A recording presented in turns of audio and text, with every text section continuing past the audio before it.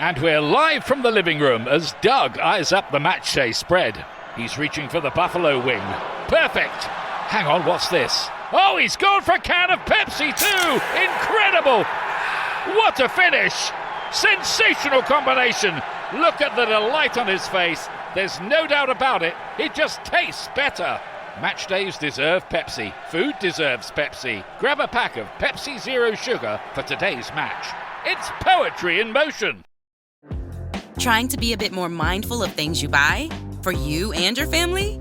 Well, when it comes to laundry, choose All Free Clear. 100% free from dyes and perfumes. All Free Clear uses only essential ingredients that tackle tough stains and odors.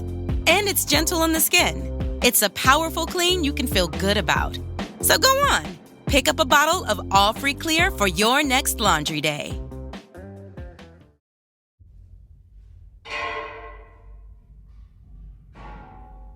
En la madrugada del 19 de mayo de 1959, en el interior de la prisión de mujeres de Valencia, todos permanecen pendientes del teléfono. La ejecución estaba prevista para las 6 de la mañana, pero todavía existe la posibilidad de que llegue una orden de indulto y detenga el procedimiento. El garrote vil ya está preparado. Solo queda esperar. Pero la llamada no llega. Mientras pasan los minutos, sigue negándose a entrar en la sala.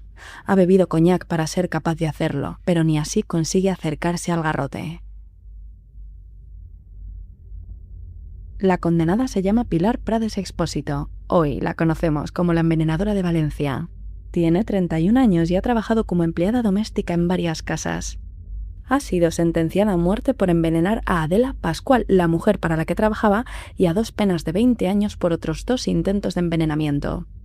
Entre sus pertenencias, la policía había encontrado una botella de diluvión, un matahormigas elaborado con arsénico y melaza. La ejecución lleva ya más de 1 hora de retraso. Cerca de las 7 de la mañana el patio empieza a iluminarse y el teléfono sigue sin sonar. El indulto no va a llegar. No queda nada que hacer. Los funcionarios vuelven a intentar que entre en la sala, pero se niega otra vez. Ni siquiera el alcohol ha conseguido que supere el miedo. Al final no les queda más remedio que recurrir a la fuerza. Sin embargo, no es a Pilar Prades a quien llevan a rastras hacia el garrote. Es a Antonio López Sierra, el verdugo. Había llegado a la prisión alrededor de las 10 de la noche anterior para preparar el aparato. Al parecer nadie le había advertido de que debía ejecutar a una mujer. Cuando lo descubrió, se negó a hacerlo. Para él era mucho más difícil que hacerlo con un hombre. Años después, la imagen de un verdugo llevado a rastras hasta el patíbulo inspiraría una de las escenas más célebres de El verdugo de Luis García Berlanga.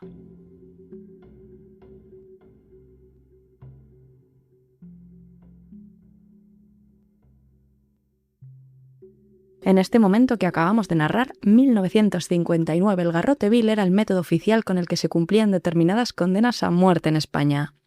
Su presencia en el sistema penal del país se había consolidado más de un siglo antes. En abril de 1832, Fernando VII ordenó que la horca fuera sustituida por el garrote, y aunque hoy pueda resultar difícil de creer, la medida se presentó como un auténtico avance.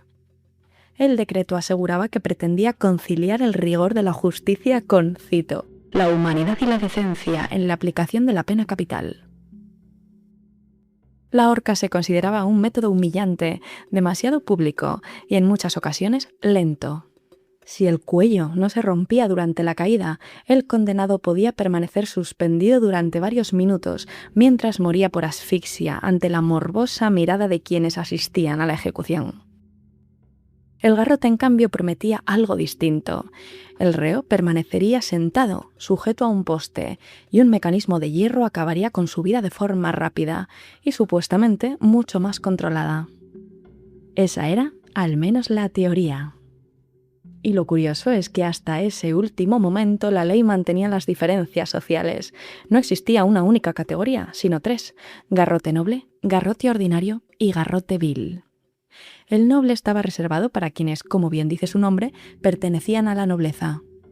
El ordinario se aplicaba a las personas del estado llano, y el vil quedaba destinado a quienes habían cometido delitos considerados especialmente deshonrosos. Con el tiempo aquellas diferencias desaparecieron, y el nombre de garrote vil terminó utilizándose para designar de manera general tanto el método como el propio aparato.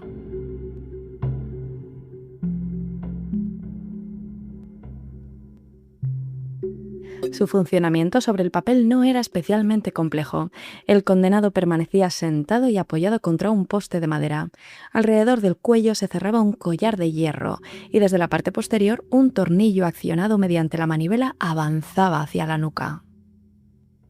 El objetivo: provocar una lesión cervical inmediata. Al girar la manivela, el tornillo debía desplazar o fracturar las primeras vértebras del cuello y dañar la médula espinal o la parte inferior del cerebro, donde se controlan funciones básicas como la respiración.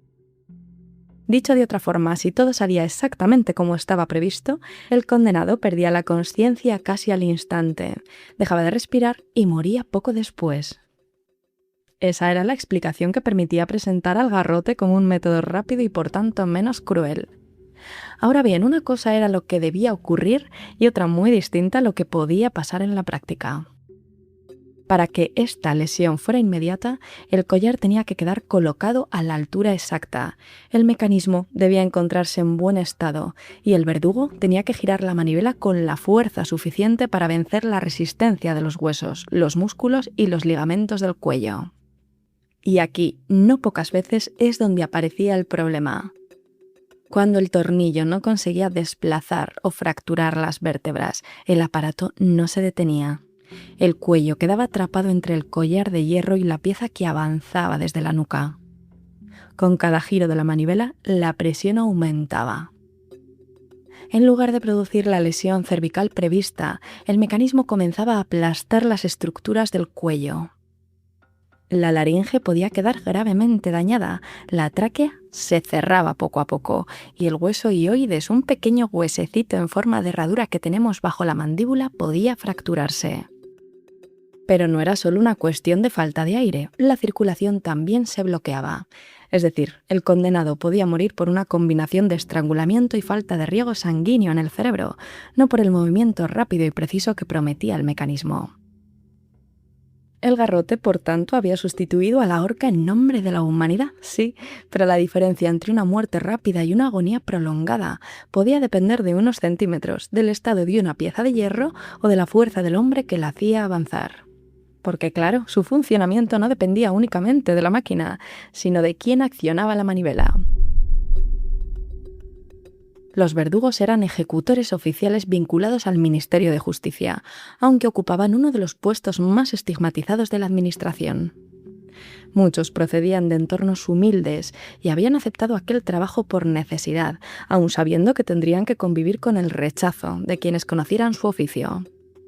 Su trabajo consistía en presentarse en la prisión correspondiente, preparar o comprobar el método de ejecución y cumplir una sentencia que otros habían dictado. Todo estaba rodeado de trámites, horarios y desplazamientos. Algunos transportaban las piezas del garrote en maletas, se encargaban de mantenerlas engrasadas e incluso introducían pequeñas modificaciones para intentar que funcionara mejor.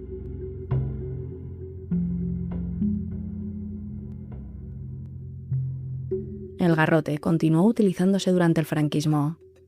Sus dos últimas apariciones tuvieron lugar el 2 de marzo de 1974. Fueron las últimas personas ejecutadas mediante garrote vil, aunque no las últimas condenadas a muerte. En septiembre del 75, otros 5 hombres fueron fusilados. La Constitución de 1978 abolió la pena de muerte, aunque mantuvo la posibilidad de aplicarla dentro de la legislación penal militar en tiempos de guerra. Esta ultimísima excepción no desapareció por completo del ordenamiento español hasta 1995. Para entonces el garrote llevaba más de 2 décadas sin utilizarse. Después de haber formado parte del sistema penal durante generaciones, dejó de ser una herramienta del Estado y pasó a convertirse en una pieza de museo, en una imagen de archivo y en uno de los símbolos más reconocibles de la pena de muerte en España.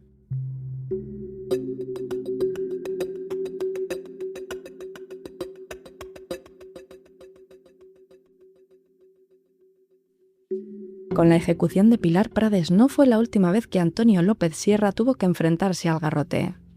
Apenas unas semanas después volvió a ser requerido para ejecutar a otro condenado. Se llamaba José María Jarabo y había sido sentenciado a muerte por 4 asesinatos cometidos en Madrid. Pero esta vez el problema no sería solo la resistencia del verdugo, sino la del propio cuerpo del reo. Lo que ocurrió aquella mañana puso sobre la mesa hasta qué punto un método presentado durante más de un siglo como rápido y eficaz podía convertirse en algo muy distinto y agónico. La historia completa de José María Jarabo y los crímenes de Lope de Rueda y Sáinz de Baranda ya está disponible en exclusiva en Podimo. Y ahora, además, podéis escucharla aprovechando una oferta muy especial.